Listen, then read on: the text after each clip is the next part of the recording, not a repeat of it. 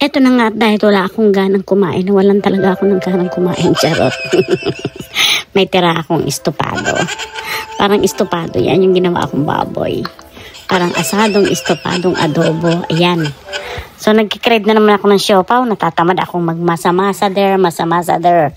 So, kumuha ako ng wet bread, tapos nilagyan ko ng fork, tapos close ko yung aking waffle maker. Tingnan natin kung anong kalalabasan.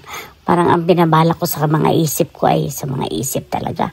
Bakit kaya iisa lang ang utak natin pero nagdadalawang isip naman tayo, o diba? Ayan, diba? Ang aking waffle paw. Ayan, ang tawag dyan, waffle paw. So yan ang almusalin ko habang ako'y mananahi. Kasi yung mga pantalon ng mga apo ko nagagamitin sa kasal. Ayan ba ang pumayat? Nakikita ilang palapag ang taba. Oo, pero pumayat na ako, hindi nga lang halata.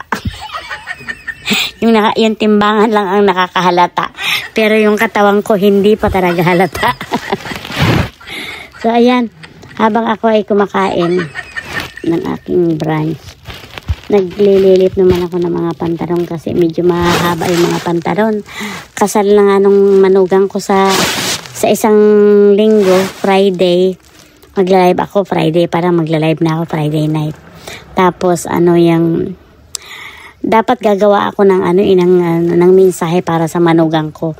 Sorpresa kasi yun sa kanya na magbabasa siya ng mga mensahe galing sa mga anak niya, galing sa akin at sa nanay niya, sa mga kapatid niya. So hindi ko maumpisahan kasi alam mo ba, ang hirap nagawa ng mga mensahe sa mga ikakasal na ganyan. Bukod sa naiiyak ka na, nahihirap, hindi mo alam kung saan ka naiiyak ka dahil ang hirap gumawa ng salita na English ba. Mas maganda yung Tagalog, parang ramdam na ramdam mo talaga. Kasi hindi niya maiintindihan yun, kaya kailangan English ko. Hinanap ko na, nagtanong na ako kay Google at kay Alexa. Hindi ko pa rin matapos-tapos kasi naiiyak talaga ako mga ganyang mga sitwasyon, nakakaiyak kasi hindi naman ako dumaan sa ganyan.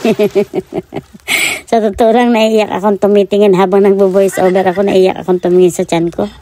Nag-lose na ako ng 16 pounds. Saan ang galing yun? Sa paa na naman. Grabe naman, parang nangampalaka ang katawan ko tapos parang yung payat ko ay nanggaling sa paa. Yung katawan hindi lumiliit, liliit din niya, wag ka mag-alala yan. Huwag kayong masyadong mainip po, ayan. Medyo lumiit ang angulo kasi iniba ko ang camera kasi nakakasurang tingnan. Ayan na nga, ang sarap ba nung waffle paw, diba? Waffle paw talaga ang tawag ko dyan, ang sarap. At saka ako'y nagkakape. Habang ako'y nagtatahi kasi tatahian ko din, 3 pantalon yan, lililipan ko.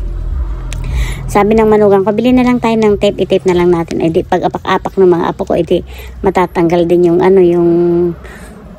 yung pagka-tape. Marunong naman ako maglilip. So sabi ko, ako na lang maglilip. Kaya ayan, naglilip nga ako. Tapos pagkatapos ko maglilip, yung akin naman dress. Kasi nga, medyo yung sa bandang kamay. Kasi long sleeve nga, wala kayong pake. Huwag mo na ikwento meron, wala naman silang pakialam. Ang kwento ka ng kwento dyan. Natatawa lang ako. Natatawa talaga. Hirap na naman ang angulo ng tiyan ko. Parang kinakita ko na naman yung tiyan ko. Yung angulo ng tiyan ko, nasisilip ko na naman. So yan, kain pa mo. Yan lang ang kinain ko. Yung isang sandwich na yan, yung sandwich na pa yan, ay wet pa yan. Saan ka nagpapaliwan ng Mierna? Sa barangay, sarado pa ang barangay. Kaya kumain ka lang dyan ang kumain. Ayan nga. So malapit na ilang araw na lang, Diyos ko Lord, nakakatawa ang mga surprises talaga, makikita nyo yun, paabangan nyo yun ha, ilalive ko yun, magla-live ako ng gabi kasi ng Friday, meron ng rehearsal pagkatapos, pagdating ng Sabado ang kasal, maghapon, ganyan, ang rehearsal pa. So habang ang dami kong ginagawa, habang nagtatahi, nagkumakain ng tanghalian, tapos siyempre, nagpe-play din ako ng mga, yung mga, nagsusuporta din sa mga ka-reels dyan, sa mga ka-Facebook dyan, tapos yung kabila kong laptop, sa mga ka-YT naman, yung mga ka-YThan, tapos yung isa naman, sa mga ka-Facebookan, tapos yung isa naman ng cellphone niya sa bandang kanan, yun naman yung mga pang-messenger dyan, Yung mga kachat dyan, diba? Ang dami, masyadong busy ang mga kagadgetan, kaya ang taas ng kuryente. Kay Mier na lang, ubos na ang kuryente. Sabi nga sa akin ni Facebook, nag-spend ako ng 7 hours a day. Grabe to si Facebook. Tapos kung makapagbigay ng sahod, ganun na lang. Kaya lang, hindi ko na lang pinapansin.